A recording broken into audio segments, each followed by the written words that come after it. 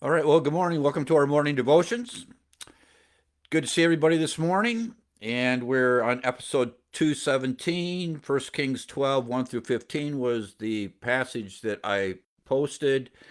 I entitled this Listening to Bad Counsel. And these 15 verses have to deal with Rehoboam's uh, speaking by way of help to make a decision here to the old man and to his peers. That's what this is all about. So the Bible talks about him talking with the old men that were there, that were counselors to Solomon, that understood how things worked. And if he'd have listened to the old guys, this would not have happened. But he listens to people that are his own age. All of these guys had grown up in the lap of luxury. They had never wanted for anything. It was during the reign of Solomon. I mean, Solomon probably could have told them no, and his buddies here that would have been friends of the king, they probably could have told them no. But during this time, no really wasn't in anybody's vocabulary because there was plenty of everything. Gold was so common that silver was gravel. All of this, there was no war. There was nothing challenging for these guys. They just lived as rich kids and just enjoyed life. And now they're coming to the reality of the tension that has been built because of the way Solomon treated the men in the north in the build in this construction work. And now he's got something concrete to deal with here of substance. Now the last verse here in verse 15 tells us, oh, here, let me finish that sentence. Something of substance, and he's going to mismanage it. That's the point. And we're going to work on that when we look at this text. But the last verse here is key.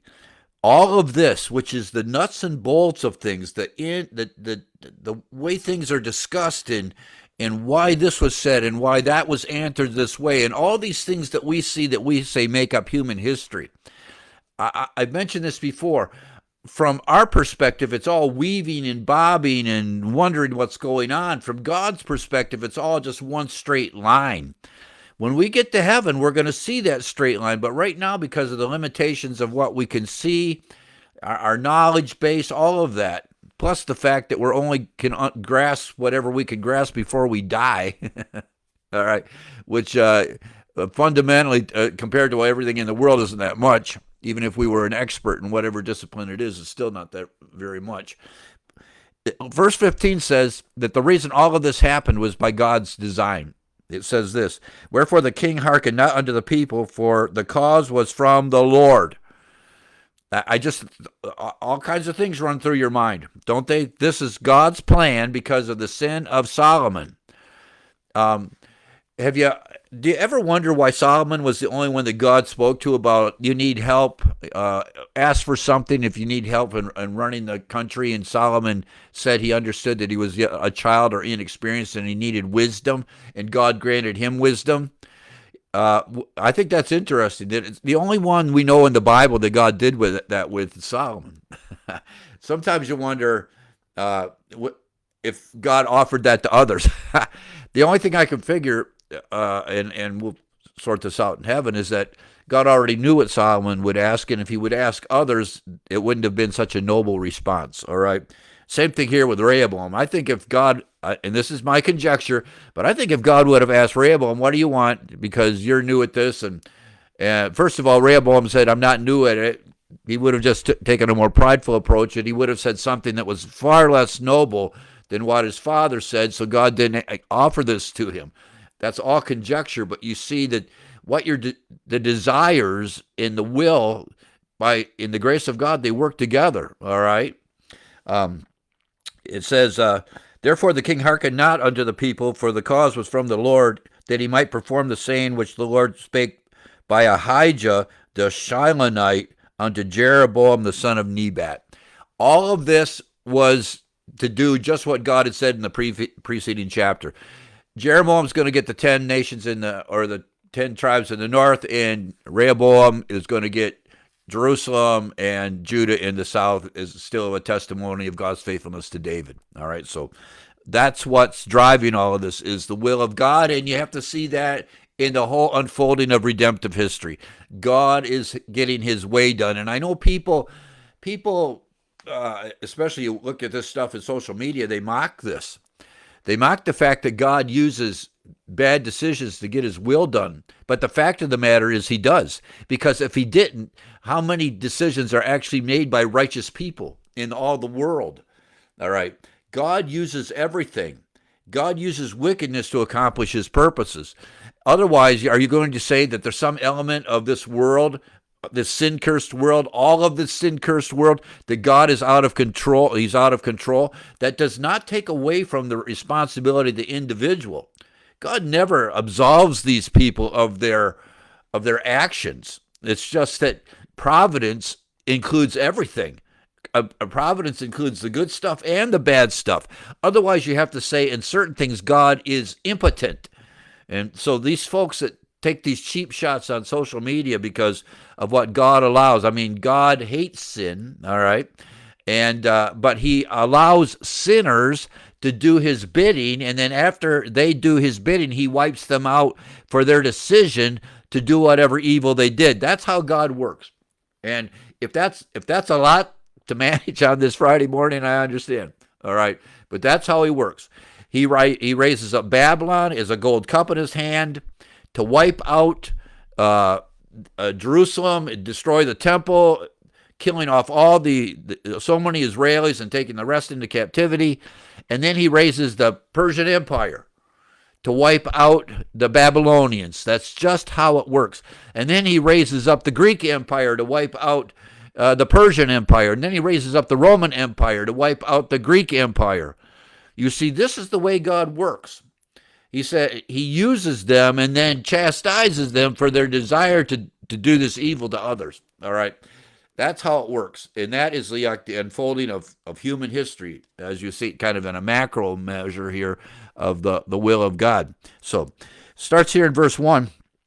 In chapter 12, it says, Rehoboam went to Shechem, for all Israel were come to Shechem to make him king. So it's going to be the coronation.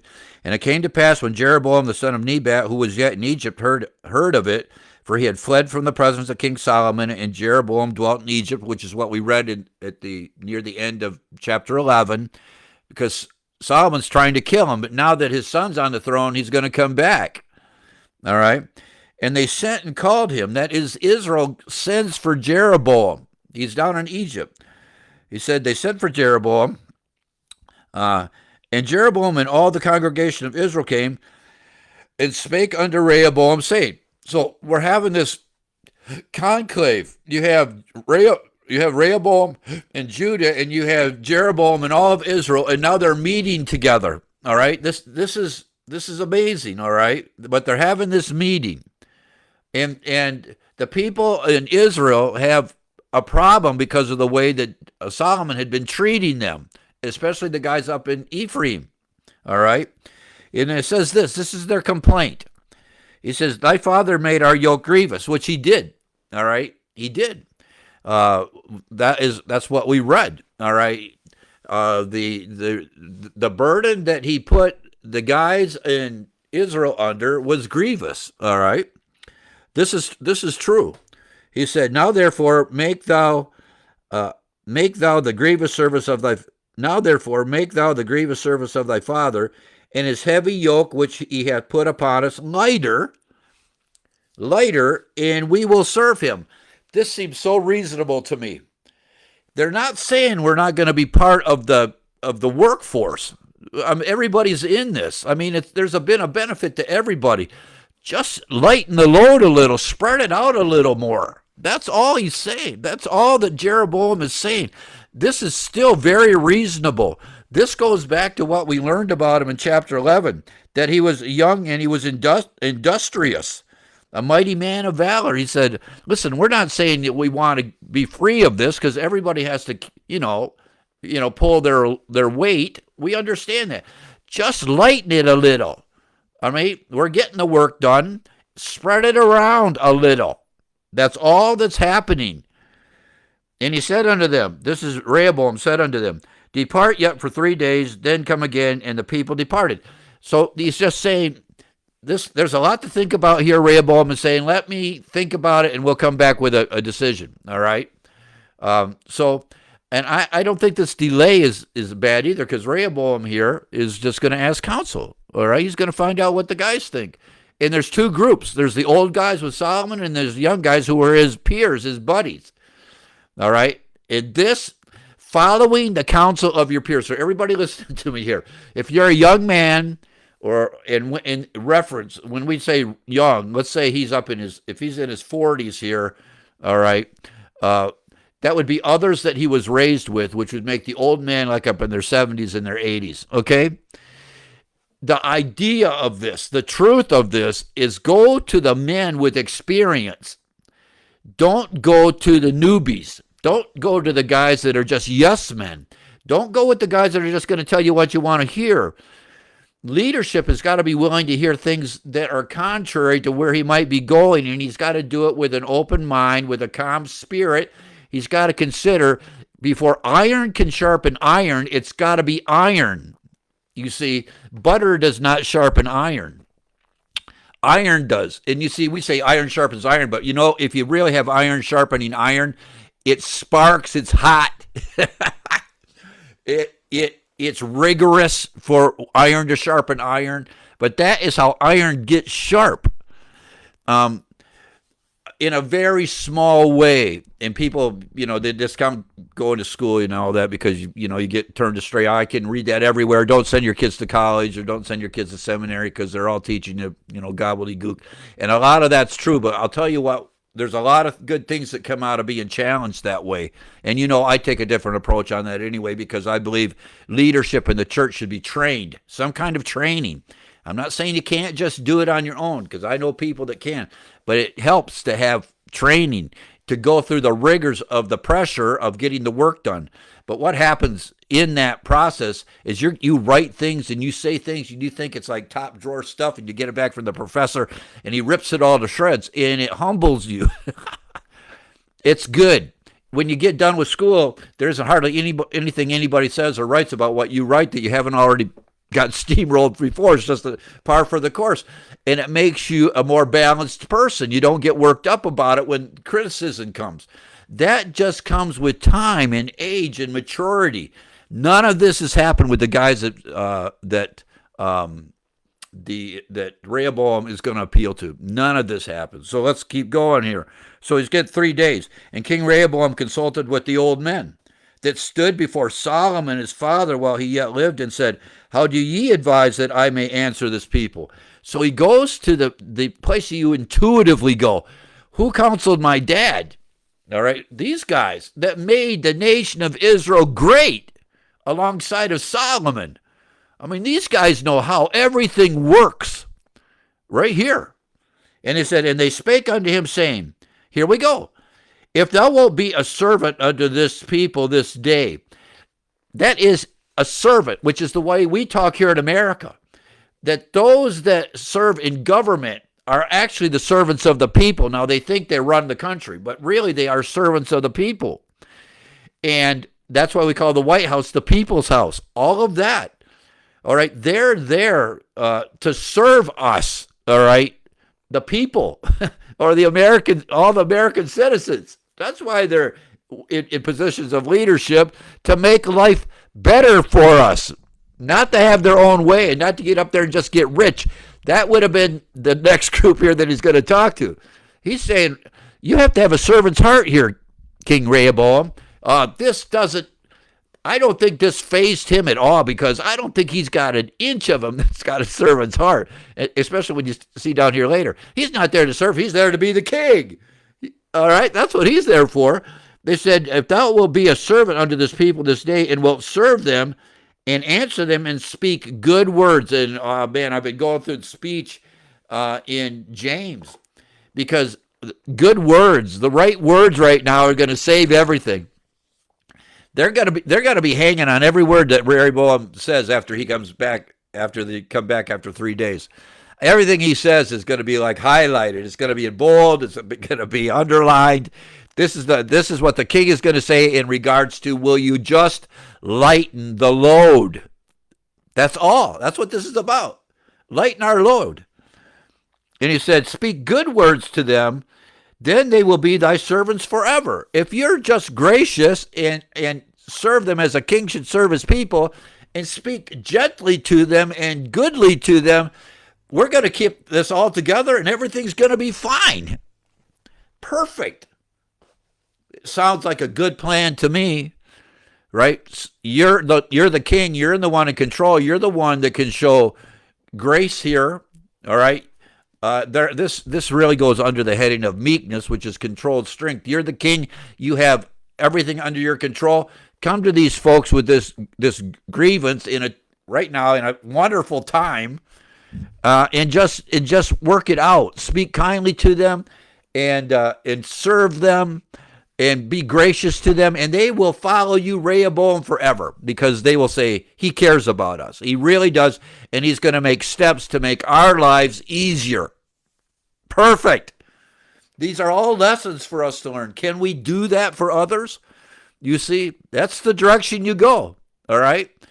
And he says, and then here it is, but, verse 8, but he forsook the counsel of the old men. Yeah, this goodly speech and all that just is running against Rehoboam's grain.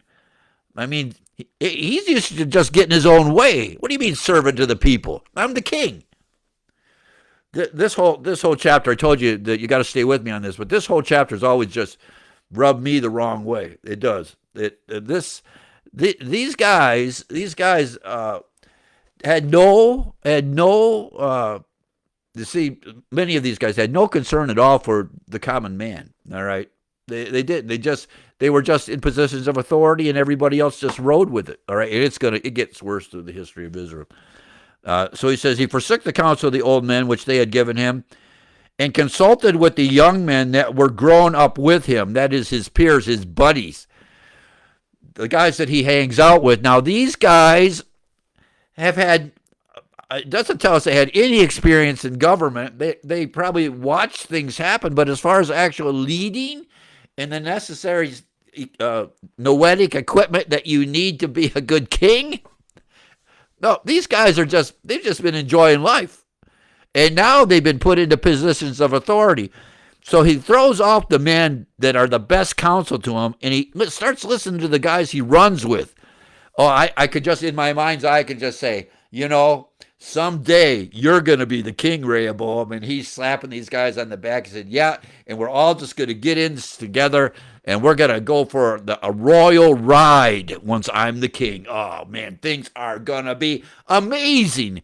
When your dad's off the scene, you're going to be the king, and my best buddy's going to be the king. And we have had such good times together, right? And now he's the king, and those good times are here. So what do you think we should do? They're not listening to the old man at all. That's another generation. Those old guys don't know what they're talking about. You see, this is what's going on here. He said, what counsel give ye that ye may answer this people who have spoken to me, saying, make the yoke which thy father did put upon us lighter? What is your response to that? They said, make the yoke lighter. And the young men that were growing up with him, see, it keeps saying growing up with him because they want to make this point that these are friends, these are peers. He's going to yes men. He says, thus shalt thou speak to the people that spake unto thee, saying, thy father made our yoke heavy, but make thou it lighter for us. Thus shalt thou say unto them, listen, this is what you say to it, and it's by way of an image. He said, my little finger, that is my little finger, as far as what we're going to do to you, he says, shall be thicker than my father's loins or his thigh. If you think what Dad did, it was heavy, imagine my little finger. If my little finger's as big as my thigh, how big is my thigh? I mean, the weight I'm going to drop on you is going to be exponentially greater. You see, this is the speech of imbalanced, immature men. They use this hyperbole. I mean, this is horrible. When you're dealing with something that is as crucial as what's been going on here, that the whole nation is gathered for a conclave, and this is the decision, and now you start using her hyperbole, you start using these metaphors that the speech isn't direct and clear, and then you use this, which is just exorbitant. It's over the top. Compare your little finger to your thigh. I mean, that if you consider what Dad did heavy, well, consider my little finger that size more heavy. And can you imagine if my little finger's as big as Dad's thigh, how big my thigh is? How I'm going to crush you? Yeah, that's what's happening here. It is horrible. It's absolutely horrible. And it's because he listens to these young guys. All right, that's what it is. He's getting bad counsel. I entitled this Listening to Bad Counsel, but this listening to bad counsel is what's going to divide the nation. Now, this is what is done, and this is all done, we're going to read, by the will of God. There's no way you can get around this. He's just keeping the word that he made to Jeroboam. All right. Now, after the, well, we got to wait. I don't want to get ahead of myself. Let's finish this up. And now, whereas my father did laid upon you a heavy yoke. Yeah, see? Here, they're saying, yes, we know he did. You see, if there's any question about it, no, that heavy yoke was there. We know Dad did that. He said, I will add to your yoke. I'm going to make it more heavy. Oh, man. They've already had it up to here with the pressure and the responsibilities that he's pushed on them and this heavy lifting that he's asked these men in the north to do. He said, well, if you think that's something, we're just going to make it heavier. You have to know that there's no consolidation here. Every word is pushing people further and further and further away. I'm going to make it heavier. It says, my father hath chastised you with whips. Nobody's arguing that either. These are Israelis. Now, the Bible, remember we said he didn't make them slaves, but he treated them terribly. Worse than terribly. That the overseers of the men of Ephraim that are in the process of building the wall were whipped. Other Israelis were whipped under the foreman that worked for Solomon in this construction work. He said, my father hath chastised you with whips, but I will chastise you with scorpions. And the root of the word scorpion here is basically, the closest thing we get is in the New Testament to a cat of nine tails. The straps on the whip are thicker, and there is metal embedded in the tip. It's something that would have been used almost solely for slaves. Now, all of this is cruel, don't get me wrong, but that's what it was been for. It's what they whipped Christ with before they took him to Calvary. All right. He's saying, we're just going to go from whips. All right. And it doesn't say anything earlier on about anybody getting whipped, but there's a reference here to it that we can't miss. He said, I'm going to do it with a bigger whip with metal in it, with scorpions that will sting and tear like a scorpion. That's what this is in regards to. He says, I am going to make the load heavier, and I am going to chastise you for not keeping up with a heavier load with this wicked whip. All right? And then that's it. That's the counsel that these young guys give Rehoboam. This is very distressing. This is the exact opposite of what you should ever do when it comes to getting counsel. All right? They got it from the wrong source, and the wrong source gave them bad counsel. And there's the whole idea here is you're the king. You already know there's tension between the north and the south. If you want to keep the kingdom together, you do what's necessary to keep the kingdom together. But that's not going to happen. We know it's the will of God, but it's their desire as well. That's the point. All right? When we talk about the will of God isn't like, oh, these guys really want to keep things together, but God's manipulating things to wreck it. All right? That's not what happened. They don't want this unity. And that was the will of God. You see, the will of man in the direction God's going, the will of God, are working together here perfectly. It's like when God hardened Pharaoh's heart, we know that. He did harden Pharaoh's heart, but did Pharaoh harden his own heart? Yeah, because everything is just moving together. If you think, just for a minute, I'm getting off track just a second, but if you think if Pharaoh wanted to repent and get on board and do everything Moses said, that God would have still hardened his heart? See, that's the point. We're not saying that. No, we're saying the two things go along. All right. They don't want to help out. They are driving a wedge between the north and the south here. So here we go. Verse 12. So Jeroboam and all the people came to Rehoboam the third day. Here we come. As the king had appointed, saying, come to me again the third day. And here it is, verse 13. Just terrible. And the king answered the people roughly. Roughly. He had no concern for them. He's going to steamroll them. He's going to act like he's supreme, and I'm the king, and you're the vassals. You're going to do what I tell you. It says roughly here. He goes on, and forsook the old men's counsel that they gave him. And the roughly is down here in verse 14. What we read a little earlier is repeated. And he speak to them after the counsel of the young men. Now he's telling them what the young men counseled him to say. This foolish counsel. My father made your yoke heavy, and I will add to your yoke. I'm going to make your yoke heavier. I know you just want it lightened. No, we're going to make it heavier, and I will add to your yoke.